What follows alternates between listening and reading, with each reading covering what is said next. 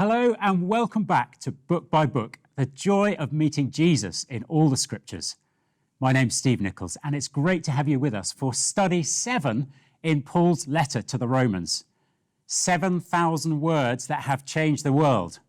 Well, we want to learn from God together, so please join us in our study. And helping us today are Dr. Joanna Hargreaves, pastor, psychotherapist and writer. Jo, great to have you here. You write under the name The Faith-Filled Therapist. Yes. Thank you for joining us. Also, Dr. Paul Blackham, a theologian, church planter and church minister. And Tobias Brown, originally from Chicago, but now the senior pastor of Grace Church Broccoli. Thank you for our time together. It's going to be great. I'm looking forward to our study.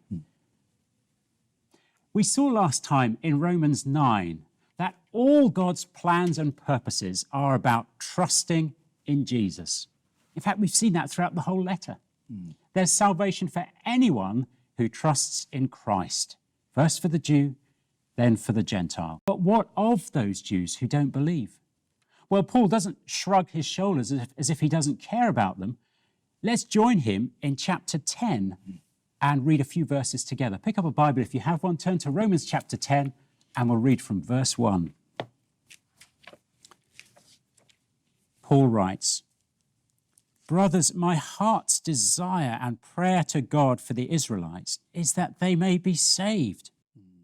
For I can testify about them that they are zealous for God, but their zeal is not based on knowledge.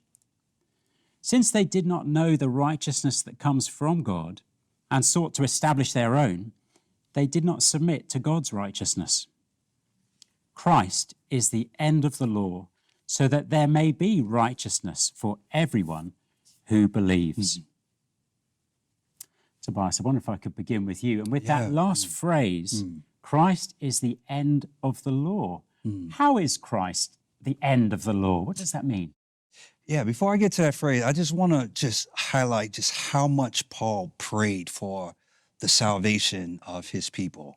I mean, here he is. He's just so concerned for their well-being, for them being made right with God, because they're still seeking salvation through the law. So he's going back to chapters 2 and 3, and he's addressing the religious people, the folks who think that they could be made right with God by their performance.